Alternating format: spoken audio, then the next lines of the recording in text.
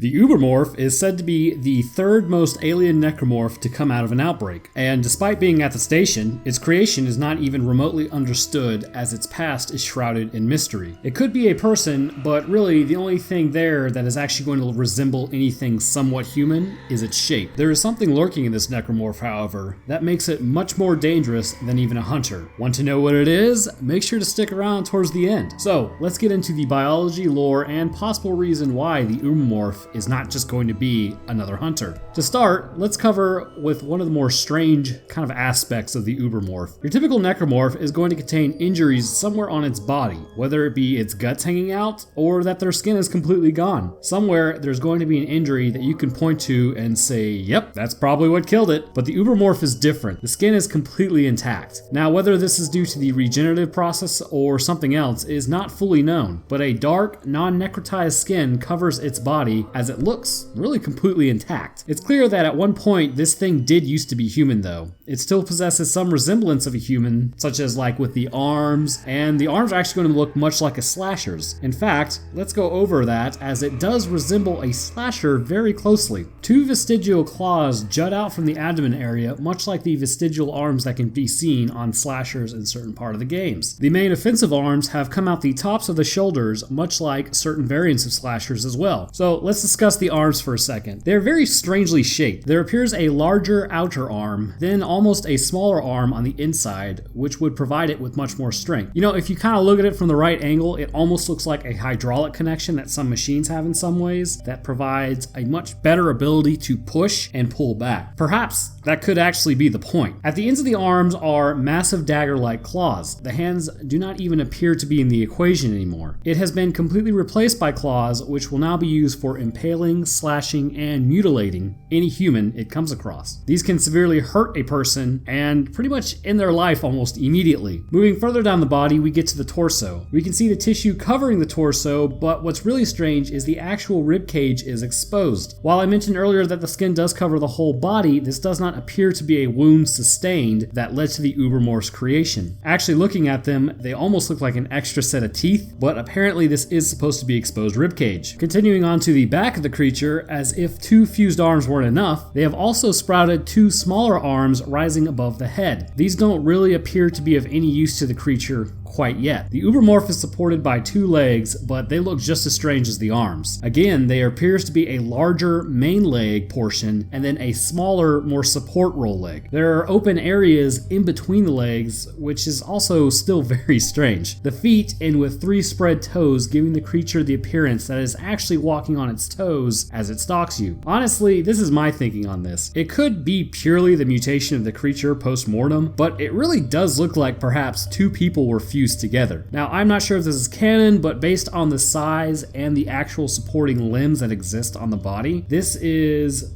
kind of much more biomass than appears, so it looks like it comes from two people. I would also say that the way the rib cage is exposed, it looks like two sternums on the front and the back. So maybe they really are just two people fused together into one to create this disgusting looking creature. I could definitely be wrong, but that much mass, like I said, it shouldn't exist in one person. Perhaps necromorph creation is all based on luck and how many people there are in an area at the time of a necromorph conversion. Now we come to the most alien feature on this creature. I actually just realized how I wrote that. Nice. Its face and its head. Nothing about it resembles anything remotely human. The head is connected to the body by a short, stiff neck that is pretty powerful if you don't have any weapon on you. For your average person, you can do really nothing against the head. There is no face to speak of on this creature, but there are 5 glowing eyes facing forward with perhaps a mouth at the center. Just like the hunter, the Ubermorph possesses the ability to regenerate any lost limb. And just like the hunter as well, it will take time to regenerate these limbs, giving you time to stasis it and run away. However, they are unlike the hunter in a couple of ways. First, their skin is smooth and free from damage. They are darker in color and possess no human face to speak of. They also possess claws instead of sharpened blades. The torso is really more kind of in proportion with the rest of the body. And the most important difference is, you are never actually able to kill this thing. In Dead Space 1, you are able to use the ship's engines to annihilate the creature, ending its reign of terror and stalking. But in Dead Space 2, the Ubermorph just chases you all over the station, again and again and again. The only way you really escape is when you finally find the exit out of the labyrinth of hallways and emerge at a bridge heading towards the marker. It is assumed, however, that once the station destructs, that the Ubermorph is taken out, which is very important, but we will get to that soon. The Ubermorph appears to almost be a sort of leader, if you can call it that. Upon breaking into the government sector, the Ubermorph can be seen strafing across the room with all the other necromorphs running in the same direction as it is walking. I'm also basing my assumption that it is sort of a commander by how whenever it turns up, there is always a barrage of necromorphs attacking you at the same time as well. Typically, necromorphs are just running around attacking whatever, but when you encounter the Ubermorph and you are officially on its radar, it seems to hunt you down, but also direct some of the lower necromorphs to hunt you down as well. And this would make sense. Let's get a good look at its face. Does this remind you of anything? Looks an awful lot like a hive mind from the first Dead Space. And then, the towering alien necromorph from Dead Space 3. The same configurations of lights on its face. This suggests that the Ubermorph is actually an early stage of becoming a hive mind. The hive mind is a creature that is going to direct and mobilize the necromorphs in an area. They basically become the collective intelligence of the creature and make the necromorphs more organized. Sounds a lot like a grave mind to me, but moving on from that, that's what it kind of looks like. You are literally knocking out a hive mind as an infant. Hopefully the explosion on Tideman Station knocked it out permanently, because otherwise we've got a hive mind sitting on Saturn's moon's remnants. Also, just as a fun thing you can try if you like picking on infants, if you continuously just punch and stomp the Ubermorph, you can actually take no damage from it and just keep knocking it down. So if you ever got like some pent up aggression, or you really don't like that guy at work, man, just pop in Dead Space 2 and just start stomping, because it's gonna get back up, then you're gonna knock it back down. You know, really show them what humans are made of. But you don't think that I would forget to satiate everyone's morbid curiosity, did you? After all, that's why we all love the Dead Space games. If low on health and you get too close to an Ubermorph, it has the exact same kill animation as the hunter. It will stab you and then lift you into the air. At this point, it's pretty much game over, but it will stab you in the guts multiple times, probably breaking ribs and severing your spine, and turning your intestines into Swiss cheese. It will then cut off your legs and arms, even with your armor on. This would suggest that the razor-sharp claws really are just that, razor-sharp to get through the armor. It will then slice off your arm before ultimately cutting off your head. But wait, we aren't done yet.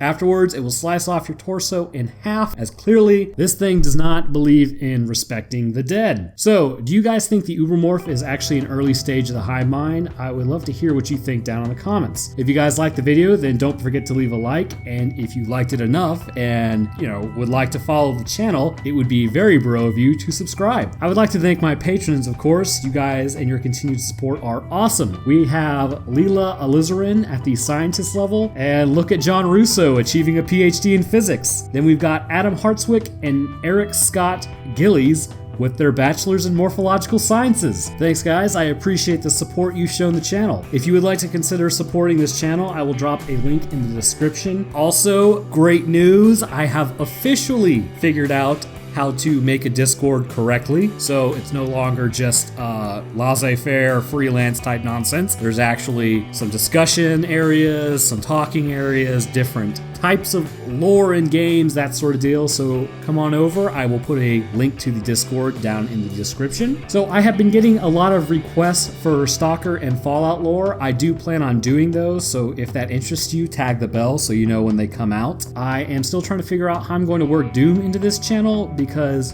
who doesn't want to understand some demons better? But alright guys, that does it for me. As always, I will see y'all in the next one.